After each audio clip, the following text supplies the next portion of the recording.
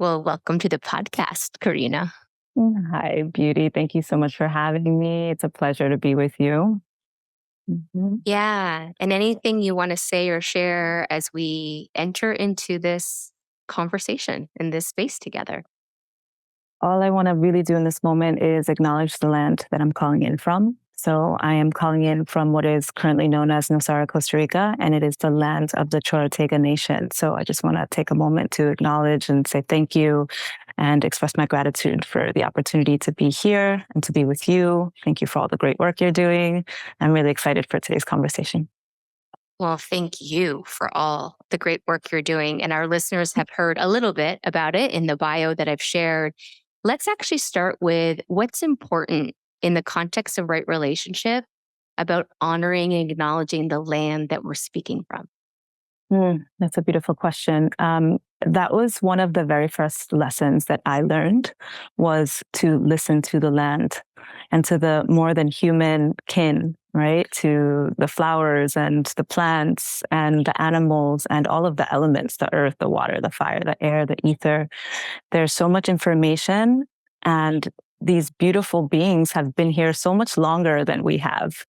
Right? If we really stop to think about where we began and where all of these beautiful animate spirits began, you start to recognize that they carry a lot of wisdom and they carry a lot of information. So taking a moment to really listen to the land is one of the very first ways, actually, that you can start to even think about coming back into right relationship with the earth, with the collective, with oneself.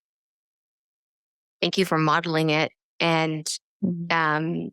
so, for folks who might feel very disconnected from the land that they're living in, Mhm. what's some guidance to offer around that, like restoration or reconnection? Yeah, well, I want to first acknowledge that I think that we're in an epidemic of disconnection, of loneliness. I think it's what feeds the polycrisis. And I think it begins with the loss of connection to land, to our homes, right? To our original ancestors, right? So I think that one really beautiful way to start to understand where your feet are touching ground is to look into what indigenous nations stewarded that land that you're on. Many of us maybe are still in our homelands. Many of us are not on our homelands. I grew up on the stolen lands of the Lenni Lenape in what's now known as New York City, right? As I mentioned to you in a previous conversation, I feel like I was born into a system of colonization. And so for me, understanding which different indigenous stewards actually cared for the lands that I get to be on, it's an absolute privilege, is really, really important. So one thing is find out who the original stewards of the land were and are. And also slow down. In order for us to learn to listen, we need to slow down, and also perhaps unplugging from the multitude of inputs that we all have in our lives these days, whether it's social media, screen time, all of the things that we kind of fill our day with for information. It's like there's a reminder there that the earth carries the original instructions, that the original information lives in the land that you're on. Tell us how you're defining this term that we've been exploring this season of right relationship. Yeah, first I want to acknowledge that it's become a buzzword, in my opinion, that I hear a lot of people using it. And it's a double-edged sword, because I think it's great that people recognize that something that we're not connected and that we're out of harmony or out of balance. When I think of right relationship, and I look at the word right, I'm not looking at it as right or wrong. I'm looking at it as right as in harmony. Right. And so there's this kind of like buzz going around, kind of marketing terminology, be in right relationship, be in right relationship. And for me, it's really it's a verb. It's embodied action. It's how you walk in the world. It's, how you stand and hold the line for your integrity and how you show up in relationship, not only with other humans, but with yourself, with Mother Earth, with the environment, with the collective, and with your word. It's a verb. And so it takes rigor. It takes work. It takes discipline to show up in right relationship. And it is about bringing balance and harmony back into how we relate. For some reason in this moment of modernity, we find ourselves believing that we are at the top of this pyramid of hierarchy, with the rest of the living world as humans. And instead of remembering the original instructions, which I mentioned, it's the original instructions of stewardship. How do I care for the land? How do I care for the animals, for the plants, of course, for the other humans and people? And how do I care for my own body? There's no separation between our body and the land. So how do I care for myself? I firmly believe through a lot of the different teachings that I've been privileged to sit with and be around, that those original instructions point us back to well-being. They point us back to reconnecting to the earth and to nature, and just that remembrance, that interconnectedness. We're not separate from nature. We are nature. What was the pivotal moment in your journey where you really started to reconnect to these teachings and restore right relationship, if you will, within yourself? Yeah, I would say about 11 years ago, I moved to Costa Rica. And I was, as I mentioned, born and raised in New York City, and was overworked and starting to get sick. And illness was showing up in my body. And I decided to move to Costa Rica and just ground and listen and try to heal my body and my mind and my spirit. At the end of the day, it was really my spirit that needed a lot of healing, right? It was just this kind of remembering of who I am, of why I'm here, of my purpose, of my ancestors' prayer, that really kind of brought me back into balance with myself and with my relationship to the earth and to nature. And it just changes like how you show up. It changes how you make decisions. It changes how you care, right? It reminds you that there's no need to wait for something to become sacred. Like, you have the ability to anoint it so. Everything from like the relationship you have with the person making your coffee or driving your Uber or delivering your mail. This is about chop wood, carry water. It is about your daily interactions with what you could consider the mundane, and it took some really strong experiences for me to remember that. Some of them being with different plant medicines, earth-based ritual. And yeah, it brought me back to, there was an awakening of like my genetic memory, right? The instructions that my ancestors left for me within my cellular structure. Yeah. Yeah. And do we all have access to that? Like, is it in all of our DNA to reconnect to these teachings and the original design? I absolutely believe so. Many of my teachers will say that we're all born with an energetic blueprint that we carry, and that blueprint carries the information of our ancestry.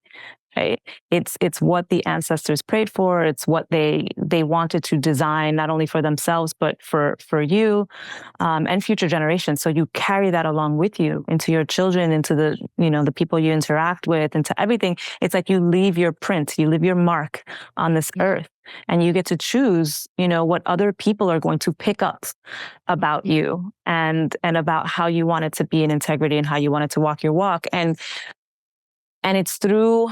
And technology can be a beautiful thing, right?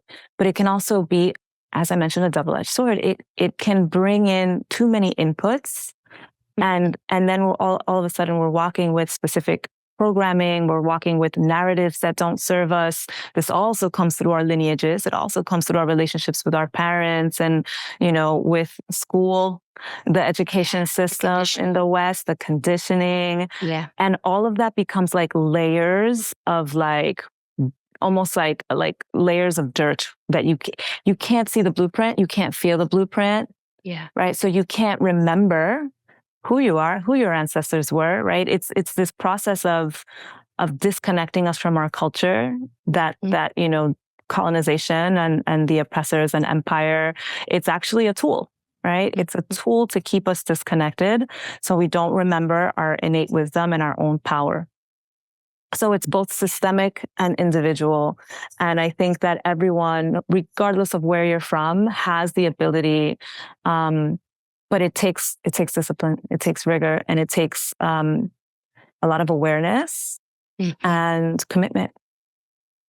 I feel like in our time together most recently at the Sovereign by Nature, it wasn't a retreat. What's the language you use for it? Because it was so much more than a retreat. It's definitely not a retreat. I mean, basically what we're doing with Sovereign by Nature is designing decolonized curriculums, right? I mean, hello. We're designing decolonized curriculums that center ancestral healing as a liberatory practice. People, follow this woman, go to one of these experiences or her talks or her circles. Yeah, I was so inspired. As you know, we've been exploring right relationship in many different contexts this season. And when I saw this opportunity come forward to participate in this experience, and I knew you from another circle of embodiment dance, ecstatic dance community. And I was like, wow, I really want to be there. I really want to come and learn. And one of the things I said to you, I love that you are bringing elders from their indigenous traditions to serve the medicine and bring the teachings. I know why it's becoming important for me to do that, but what's important to you about bringing the work in that way? Because you could do it the way that many other people are doing it, but you're choosing to do it like this. Yeah, it's a very intentional design where we bring in somatic embodiment practices, ceremonial ritual practices, integration work. And we really look to different indigenous elders. I've been studying with different nations and traditions for over 11 years. For me, in this chaotic and challenging time, there is no better place to be than at the feet of the elders. Remembering and connecting and listening and being open to change, and just getting that direct transmission, because as time goes on and we move into futures, there's less and less authenticity is what I'm feeling. And I think what many of us are struggling with, right? Like even in this day of like AI and all this digital stuff, it's really hard to know what's real anymore. And when you are sitting in the presence of an elder, an indigenous elder that has bringing teachings from lineage, there is something that awakens inside of you. There is something about your intuition of recognizing that this person is speaking with such integrity and authenticity that it's a healing balm. It's its own medicine. You know, it's its own medicine for a lot of what ails us, because we're disconnected and we're confused. Because we don't know where we've come from. We don't know where we're headed. And I will say, sitting in that circle, and specifically with one of the Austin, from Native American church, when he was singing, and there was something, Karina, that was so, I don't even have the words for it. So it's like, I'm not even going to try, but it's like, I went there for that, not knowing, I could have never articulated, but there was this seeing a elder, like you said, using the language, sharing the language and the songs and the teachings of the lineage in this most purest, integral way, that was so healing. And what it's inspired in me, I've told you, I as an outcome from that time together, I was like, I really need to get to know my lineage. And there was something about because I've been drawn to these indigenous practices, but I know I'm very acutely aware. I'm like a white woman of advantage. I understand that the prophecies is that they would be more accessible in this moment in time. That was something I learned in our time together, so we could get the healing. And part of the healing is for me, and I hope for many of us, to go do the exploration of our own lineage, because there are elders in my line who were in right relationship with the earth, with what we're talking about. So what do you want to say around that? Like, that was a big outcome of my time with what you created. Yeah, I mean, Yeah. you just spoke something so profound. It's not about putting it into words. It's something that our minds can't actually wrap themselves around. It is about a felt sense experience that completely awakens you and opens you up to a new way of living, a new possibility, right? It's something that's so far out of our vision because we're not taught about where we come from. We're not taught about what our true divine gifts are, what our purpose in this lifetime is. What is our place in our society, in our community? Wait a minute, where is our community? Like everything has just been completely dismantled so that folks are isolated and only working, for empire, for the establishment, or, basically for capitalism, right? For money. And that is not the way these elders were raised. We're living in a time where these people are still with us, right? They are still here. They still have a remembrance of, how to center and uplift humanity and the earth as care, as like centering care, compassion, connection, relationship, not money, achieving, success, quote unquote, winning. Mm-hmm. I don't know about you, but that's how I grew up. I grew up thinking that I needed to climb a corporate ladder in order to be valuable. Mm-hmm. I believed that there wasn't enough for everyone, so I had to do better than everyone else, right? That is the lie of scarcity. That is a tool. That is a tool of colonization to keep us separate and to keep us in competition. And the moment we start to dismantle that, we start to remember how potent and powerful we are when we are in community. And that's the other thing that we're doing with Sovereign by Nature is we spent many, many years supporting folks through their individual healing, which is really beautiful and also necessary. And there are many, many spaces where you can do that. But we have now pivoted towards bringing medicine, wisdom teachings, et cetera, into a social context. Right?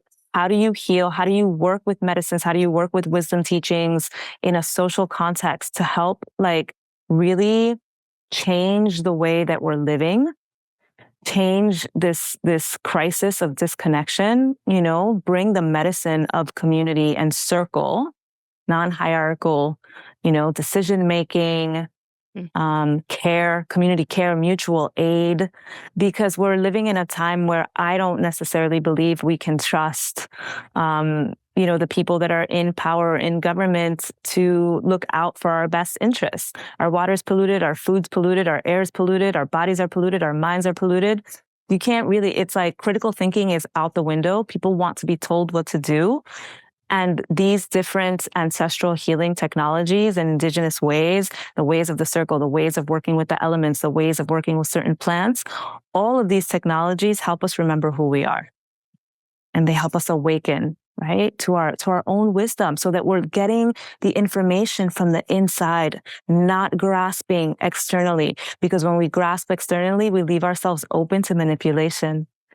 And that's how we are here in this moment right now.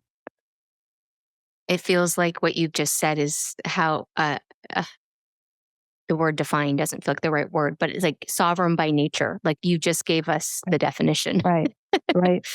Right. And what's important to you personally as you're on like the holder of this vision and mission? Yeah. Getting this transmission out there. You are sovereign by nature, people. Mm-hmm, mm-hmm. Yeah. I mean, it feels important to keep holding the line on integrity, to not necessarily open to or collaborate with folks that are performative. Because as we started this podcast, we started talking a little bit about marketing and buzzword and what you see out there right now. You see an overconsumption of plant medicine. You see underqualified facilitators wanting to be in the spotlight, and holding these medicines in containers that could potentially be really, really harmful. So what feels important is acknowledging how we work with elders, right? The amount of experience that we're bringing into these circles. Because when you're helping people remember their ancestral memory, you got to do it in a way that is is very careful and respectful. And I don't like to use the word safe. I like to use the word brave, because I think that there is discomfort that comes in some of these spaces, and you got to be willing to hold that. And, you have to understand the dynamics of group work. If you're looking to create community and create sustainable change in the current systems that are really harmful, that we're trying to move away from. So that feels really important. And then the other thing that feels really important is kind of a segue into the nonprofit, which is the ARC, the Alliance of Regenerative Culture. So the ARC really is now holding a prayer of decolonized and ethical healing practices that are accessible. So I think that when what you're probably seeing a lot of through like plant medicine work and even some like just general retreat work in places like Costa Rica, where both you and I live, are, $4,000 or $5,000 retreats, things that are completely out of reach for marginalized communities, for people of color, for indigenous communities, for LGBTQ family, like all of these relatives that need healing, that have probably had the worst of oppression, put upon them, also deserve a place, within the structure of these programs, if not at the front of the line. Oh, yeah. So the ARC is now focused on creating funding so that a lot of these healing journeys can be offered by invitation, instead of expecting folks to have to pay that kind of money to come to a retreat. The other thing we do is we are working with an incredible community called Brave Earth here in Costa Rica. Their land is in a trust. They work as a collective. They have a social impact and mutual aid platform called Fuerza de Amor that works directly at the local level with their neighbors, with the people that need support in that area. So we're not working with, the old model of retreat center where there's one person sitting at the top, capitalizing, commodifying the medicines, commodifying the elders' wisdom, our somatic work that we bring. We're not doing that anymore, because we had a lot of experience in many, many years of putting these curriculums together and these journeys together, and time again, recognizing that we were perpetuating the commodification of the work. And so like that, we were complicit, and we acknowledged that. And now we move towards a new model of possibility, a new way of holding the container that holds the good work, that holds the transformation, that holds the integrations. See, this story to me is such an example of right relationship. Mm-hmm. It's not a destination. It is a practice. And through your other partners, your collaborators, like you are learning, and you are an example of healing from the colonization, and the work keeps expanding into more and more sovereign nature, more and more right relationship in that integrity. And so it's one of the reasons why I want to go to everything that you create. I want our listeners who are, called to this kind of work to really consider what Karina is sharing around. If you are exploring the somatics and plant medicine, who are the people that are putting it on? Who is serving? What is the container it will be held in? Because this is such potent medicine, and for these times, it's not to be messed around with. It's just not. And so we need more people like Karina and her team doing this in the work. That's why it was important to have you come on this season and talk about it. But I want to speak to another outcome of the getting a lived experience of what you're offering is just continuing to notice the colonizer in myself, like the language I use, certain dynamics I'm in. And again, like I just said to you, it's a process, it's a practice, and not, making myself wrong and beating myself up. I am a product of the conditioning and what I was born into, as we all are. And so I'm offering that because I think there's a lot of people in my kind of seat listening. And And I'm embracing this as part of my evolution, is just to notice the language, the way I hold certain things or people. And it's a call to action. Like you said, it's a call to action, but it is a process. Completely. And thank you for naming that and working through that, because it's exactly what we need in the form of solidarity. Again, solidarity is a verb. It's not about saying you're an ally, right? It's about living. It's about a living practice of solidarity. And what does that mean? Does that mean that you are becoming aware of how committed you are to dismantling the colonized systems that live in your being? That is somatic, right? And through some of the programming that we've done together, through some of the other work that I know you do, that is becoming clear to you. It's like a pathway. It's like a new pathway that opens up. And you're like, okay, I want to walk this path, and I want to ensure that I am going to be the best ally and to be in true solidarity, and, centering the right people and calling in your, other white relatives to the table. Yeah. Well, and just saying that. Yeah. And just, yeah, exactly. And planting the seeds, offering the awarenesses, it doesn't always have to be, like in the past, I would have been like, try to like make maybe others wrong that I have this insight, but that too is a product of colonization. So now that it's more of it's like, well, here's something I'm noticing within myself. What do you think? And it's a planting of a seed, which feels a lot more, I know from my perspective, it's a lot for me to go about it that way. Let's plant the seeds versus like tear it down and all the forest, if you will. Think about it as like discernment versus judgment, right? You're cultivating discernment, and you'll be a living example of how you discern versus how you judge.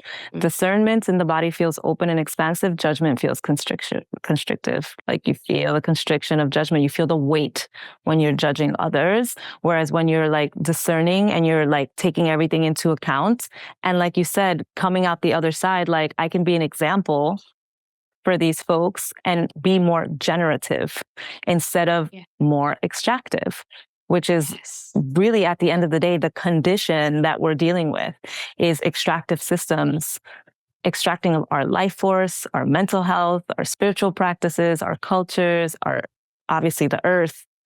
And so how do we move towards more the regenerative and generative pathway, which is why the arc is called the arc, because it's the alliance of regenerative culture. We're working to build these different alliances with folks that are doing the kind of work that you're doing, good work, becoming aware, creating the transition pathway. We're not going to get there in the blink of an eye. To be honest, we probably won't get there in our lifetime. Right? But we have to leave something better for our children, our children's children. If you don't have children that you have yourself, your neighbor's children, your nephews, your nieces, like the future, the generation, and that's going to take up the mantle that we're putting down. So what are we actually leaving for them? Can you possibility? Possibility, and like, the seeds that were planted, the next crop that helps us to continue this evolution and our time here. Can you help us? Everything that we're talking about, it's so rich, it's very deep. Apply it to a workplace. We have business leaders listening to us, and then folks that are serving organizations. Yeah. I think it begins with defining leadership. It begins with, is it hierarchical? Is there collaboration? Is there consensus? Is the workplace a generative space of care? What is fueling the work? Right? Where's it coming from? What is the intention of your mission or your prayer? And when I say prayer, it is not in a religious way. It's like, there's an indigenous scholar, Robin Wall Kimmerer, who wrote braiding sweetgrass. And I heard her say once, prayer is intention with attention. It's a practice. Yeah. Intention. Intention with attention. You're bringing attention to a deep intention, and then there's practice. And that's how I define prayer as well. But really, yeah, understanding why are you there? Like really getting to the bottom of like, why are you there? Who's in the circle of leadership? Who's in the circle of trust? Who's in, who is defining the declaration and or the mission of your organization? Mm. And is that mission and or declaration a generative one or an extractive one? So it's really going back to basics. It's really pulling all the layers off and the curtain to see what's really there. And for our business leaders who are tuning into this channel, I don't mean just this conversation, this information that's in the collective. I mean, they're courageous because they are literally going up against a system to come in with that mindset. Mm-hmm. So what is your prayer for those people that are in those types of positions and have this opportunity? I think that they are incredibly courageous. And I think that they're going to need capacity. Mm. Yeah. I think we all need to build more capacity, to build resilience, because I think that as we watch these systems crumble and collapse, we're going to be asked to hold more. And we're going to be asked to hold in new ways. How do we build our capacity? I think it starts with the relationship that you have with yourself. And how well do you know yourself? Right? How well do you know your purpose? Why you're here? What is your deepest joy? What is, how well do you really know yourself? We didn't grow up, I don't think, in a way where we had the space and the time to get to know ourselves. Yeah. We didn't grow up in circles of care, right? No, we did not. And so find yourself a circle of care, right? Find yourself a community to be your mirror, because you can only get so far alone. Right? You can only get so far alone. You can't see what's behind you, but you can see what's behind me. So if I build a line of trust with you, you can help me understand what's going on back there and vice versa. So I think it's get to know yourself with the intention of building capacity and understanding. Fill your cup so you can serve from a full cup, because if you're in this leadership position, you're serving people. Yeah. Remembering that like you're in service to them. They're not in service to you just because you're the quote unquote boss or leader. Yeah. When you take up a mantle of leadership, you actually become in service to the collective, to whatever that collective group might be, whatever you're working towards. Ensure that you are focused on common goals and that there are structures of support built in to that collective, to that circle that you're holding. Because people are looking to leaders, right? And in these moments of collapse, because it is collapsing, they're going to be looking up at people more and more. Yeah. And so that, for me, the way I see it is always go back to the circle. Get away from this and go into more of a circular structure where you can hold people and witness them in their truth and in their authenticity, because we need to help people remember that it's safe to do that it's safe to be authentic, that it's safe to ask questions, that it's safe to not know, that it's better to say that you don't know than to pretend that you know, because that's harmful. Right? So, yeah. And so, yeah, it definitely starts with the self. It definitely starts with ensuring that you're caring for yourself, that you have structures of support, that you know yourself, and that you learn to build capacity and bring that awareness into your circle. I'm always drawing the infinity loop. So for those that can't see us, it's like what you just shared. This is how we can be in the practice of right relationship. Everything that Karina just dropped. It's like Oh, wow. And that's something I said to you with the time we were together is when I was able to witness the elders share the stories and share their language and the songs and the teachings from the lineage, I just saw that infinity loop of reciprocity, like how you have been so generous to create the containers for that, and then how it feeds them and their lineage and creates healing. And then how they, for example, fed me as a participant so that I can come back out here and have these conversations. It's like this never ending infinity loop of reciprocity. And I love how you said this. Yes, it takes courage, but it takes capacity. And capacity starts with caring for oneself. How are you feeling your own well? What are your practices that fortify your own nervous system so that you can be in service in whatever context you are being called to be in service of? So, can we do this? Yes, we can, people. Yes, we can. Oh, yes, we can. We have no choice because you're listening to this, you're listening to this because you're one of these people. You're either doing it or you're looking to, deepen your practice in it. So, Karina, tell us a little bit how folks can work with you because you've created a beautiful mandala, and it's iterating and it's evolving. It's like this living orgasm, it is orgasmic.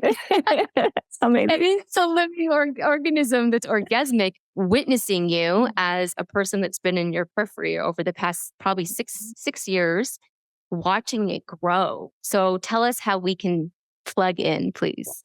I will. Before I go there, I want to mention one thing because you brought up reciprocity and the infinity loop, which is so beautiful. And one of the key, key things to consider when you think of being in right relationship is reciprocity. So if there's one practice that I could share with everyone, it is to try and practice giving more than you take in everything that you do.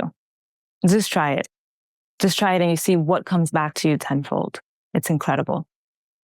Because we're meant to keep things flowing in that way. So when we don't hoard and we don't contain and we don't constrict and we give, it comes back. It just keeps coming back. And that keeps us connected in this beautiful infinity loop that I'm visualizing now that you brought into our space. So yeah, thanks for doing that. Yeah. We have a couple of ways that we connect with folks. Sovereign by Nature being the platform that creates these decolonized curriculums and these journeys to be in shared, applied practice space together. There are times where we do some virtual works as well, but we really do love bringing people in to be in space together. So there's Sovereign by Nature. We also have a solidarity circle that's tied to Sovereign by Nature. As I mentioned, we're holding all of these journeys at Brave Earth here in Costa Rica. And so we have a solidarity circle where folks, like, if you can't attend, but you feel this work is really important, you could donate a scholarship for someone. You can donate something towards a scholarship so that we could start to create that access point for folks to enter into the space. We have the ARC, which is the Alliance of Regenerative Culture, which again is the nonprofit that's going to be working in Costa Rica and abroad. We have several programs that we're looking into in the United States, bridging elders to different indigenous nations to bring healing from one indigenous nation to the other indigenous nation. And there'll be, a link where you can find more information about how to support that, how to become an ambassador for that work, how to support financially, et cetera. I also have a women's platform called The Sacred Session because I firmly believe that we need our own space in this time, place to explore what it means to be in collective liberatory practices through sisterhood and through the remembrance of that connection, that beautiful, just like, I don't know, that earth way of being together in sisterhood. That's so important because when women gather, we change the world. And I think I think we need to be doing that now more than ever. And also kind of dismantling this idea of being in a competition, right?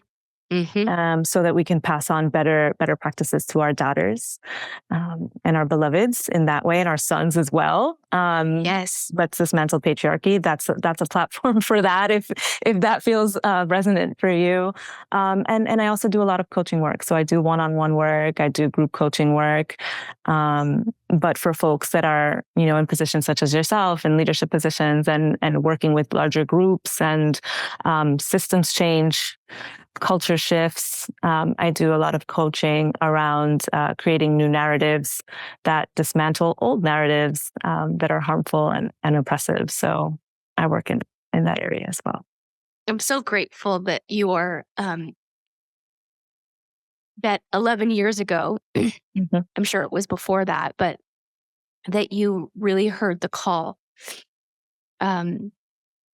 Because what you're doing, and I'm sorry, folks, I'm choking a little bit. I think I'm definitely moved, and just something's moving through my system in the presence of this magical being. I'm just seeing as a creator how all of these different offerings, if you will, or platforms, how they're coming together. Again, I'm seeing the infinity loop, and so I also wanted to mention with sacred sessions, I loved the language of 40 plus years wise. You're inviting in 40 plus years wise women, and I really appreciated that, because it's interesting as we are on the precipice in that kind of age group of elderhood. Not and elderhood isn't necessarily defined by age, but in the containers that you're creating, this can really be a powerful inquiry for us as to how do we steward eldership. And so I'm appreciating too, like the language you're using. It's like our wisdom. We get to like go deeper into our wisdom and that feminine power wisdom. It's like, oof. So all of these links are in the show notes, people, but find this brilliant being and the different circles she's creating. This was rich. There's more to go. I really am holding a vision and a dream of UpLevel partnering with you somehow in the work that you're doing, because we do want to do retreats in Costa Rica, and we want to be in right relationship in all the different ways you're teaching me and those who have come to listen. So for this moment, what are some final words of wisdom in this context of right relationship you can offer us?